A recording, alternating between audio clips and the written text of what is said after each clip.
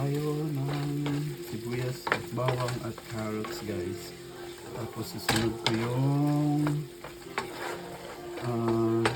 capsicum na red.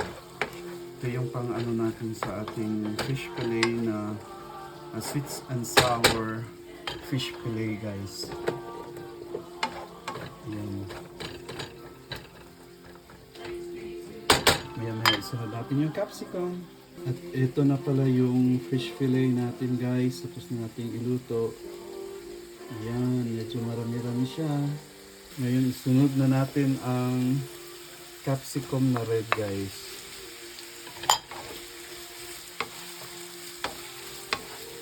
Ayan.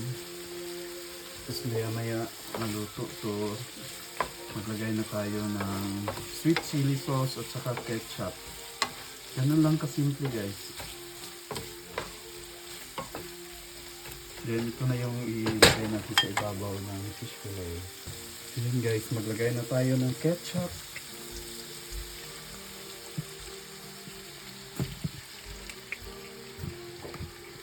Tapos sweet chili sauce.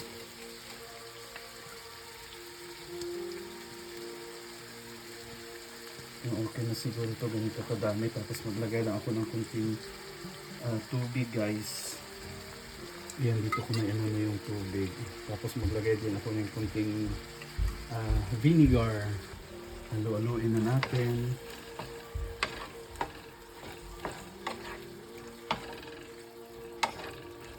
Parang kulang yata yung ano natin. Let's see.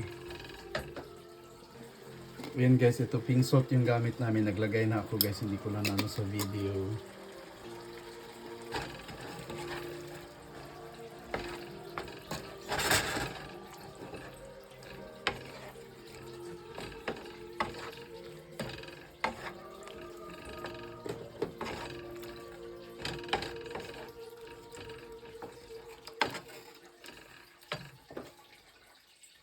Guys, maglagay tayo ng konting suka, unti lang siya guys para may touch of sourness lang siya.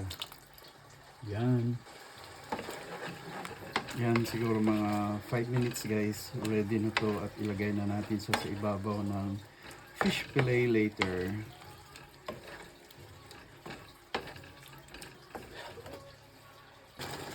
Yan, maglagay tayo ng konting ground pepper guys para mas maanghang konti. Halo-haloin natin saglit and ready na to guys. Tinikman ko na siya, masarap na siya guys. Kaya ready na natin siyang ilagay din sa patayin na natin yung apoy. Ito na yung fish fillet natin guys na inayos ko na siya para i-pour. Diretso na natin yung ating sauce. Ilagay siyang sa ibabaw guys. Okay, there we go.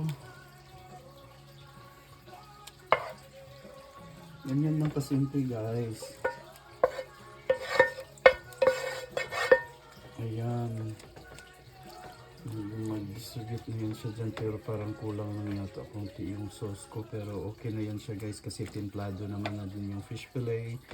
Basta na yan na lang yung sauce niya guys. And ready na yan guys. Ayan yung sweet and sour fish fillet natin. Yum yum yum. Wow! Happy tummy na naman! Thank you guys!